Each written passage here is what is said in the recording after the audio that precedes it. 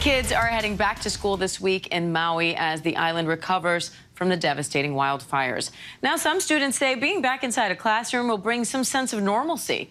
ABC's Mola Lengi is in Maui with more. Aloha, everybody. Welcome. A new school year on Maui filled with hope and promising to be like no school year before it.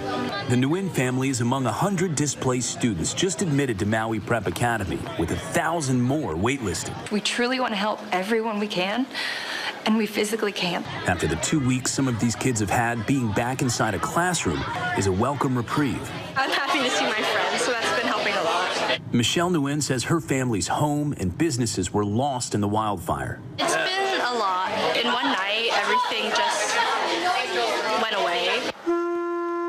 The preparation for this school year unprecedented as teachers and staffers, some of whom lost everything themselves, working to make school feel like a home away from home for so many students who lost theirs. It's really about normalcy for them and loving them and welcoming them if we can. Families like the Paulsons, who lost their house and still somehow managed to feel grateful. This school's magic, man. I went to a few different schools. I've never seen anything as real as this. Facing loss, they found support. After pain came strength. Today, they say mahalo. Yeah, I'm just super blessed to be here. It's just better to know that things will get better. And Mola Lengi joins me now from Maui with more on this. Mola, you mentioned about 100 displaced students have been taken in by that one school, but that's just a fraction of the thousands of students displaced on Maui overall. So what's the plan for those students? Where will they go? Well, yeah, Diane, as you mentioned, about 100 students taken in by Maui Prep Academy, the school that we highlighted there.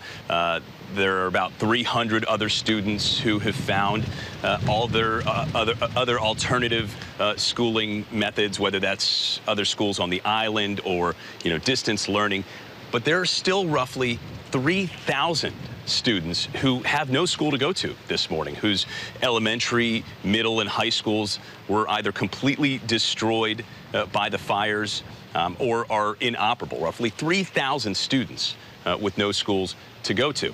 The State Department of Education says they are working as fast as possible, as quickly as possible, to find some alternative schooling for these students, whether that includes repairing the damaged schools and trying to get them back in those schools, or creating these sort of temporary or pop-up schools nearby to just try to create that classroom atmosphere, possibly some distance learning.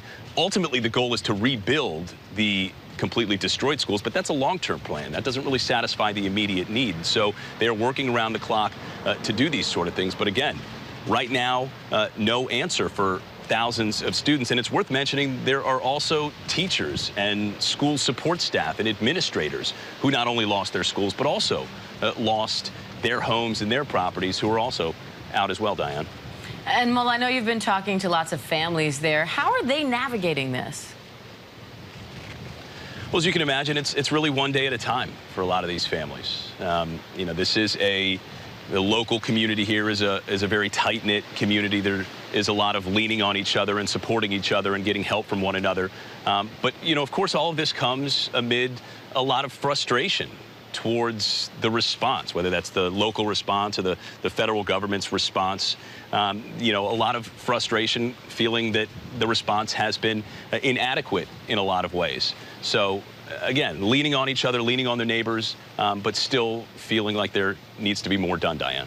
All right, Mola Lengi there on Maui for us. Mola, thank you. And we also wanted to give you an update on the donations ABC News has raised to help the people of Maui. So far, our donations from viewers and corporate donors are at least $7 million.